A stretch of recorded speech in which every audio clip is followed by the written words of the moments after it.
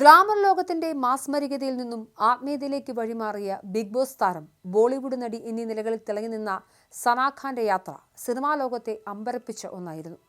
2020 Covid കാലത്താണ് തന്റെ Instagram പേജിലൂടെ ഇനി മുതൽ സിനിമയിലേക്കില്ല എന്ന വിപ്ലവാത്മകമായ തീരുമാനം സന അറിയിച്ചത്. പർദ്ദയ്ക്കുള്ളിൽ ഒതുങ്ങിപ്പോയി എന്ന വിമർശനങ്ങൾക്കിടയിലും താൻ തിരഞ്ഞെടുത്ത പാതയിൽ താൻ സന്തുഷ്ടയാണെന്ന് സന ഖാൻ ആവർത്തിച്ചു പറയുകയാണ്. ബിഗ് ബോസ് സീസൺ 6 സന ഖാൻ വലിയ ആരാധക വൃന്ദത്തെ സ്വന്തമാക്കിയിരുന്നു. എന്നാൽ പ്രശസ്തിയുടെ കൊടുമുടിയിൽ നിൽക്കുമ്പോഴും താൻ ഉള്ളിലൊരിടത്ത് അസ്വസ്ഥയായിരുന്നുവെന്ന് സന വെളിപ്പെടുത്തിയിട്ടുണ്ട്. സന ഖാന്റെ അഭിനയ ജീവിതം വൈവിധ്യമാർന്നതായിരുന്നു. മോഡലിംഗിൽ നിന്നും തുടങ്ങി തെന്നിന്ത്യൻ സിനിമകളിലൂടെയും ബോളിവുഡിലൂടെയും അവർ വലിയ ശ്രദ്ധ പിടിച്ചുപറ്റി. പരസ്യ ചിത്രങ്ങളിലൂടെയാണ് സന ഖാൻ തന്റെ കരിയർ ആരംഭിച്ചത്. തുടക്കകാലത്ത് 100-ലധികം പരസ്യങ്ങൾ അവർ അഭിനയിച്ചിട്ടുണ്ട്. 2008 പുറത്തിറങ്ങിയ സിലമ്പാട്ടം എന്ന ചിത്രമാണ് സനയെ താരമാക്കുന്നത്.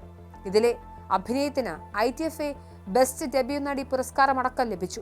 നിരവധി തെലുങ്ക് ചിത്രങ്ങളിലും ഗഗന എന്ന കന്നഡ ചിത്രത്തിലും സന പ്രധാന വേഷത്തിൽ എത്തിയിട്ടുണ്ട്. മലയാളത്തിലും ചെയ്തു ഒരു വേഷം.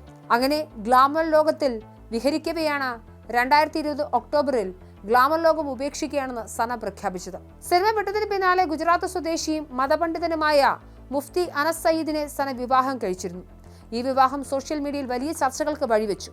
ഒരു നടി ഒരു മതപുരോഹിതനെ വിവാഹം കഴിച്ചത് പലർക്കും ഉൾക്കൊള്ളാൻ സാധിച്ചില്ല. അടുത്തിടെ നടി രശ്മി ദേശായിക്ക് നൽകിയ അഭിമുഖത്തിൽ സന തന്റെ വിവാഹത്തെക്കുറിച്ച് കൂടുതൽ വെളിപ്പെടുത്തലുകൾ നടത്തുന്നുണ്ട്.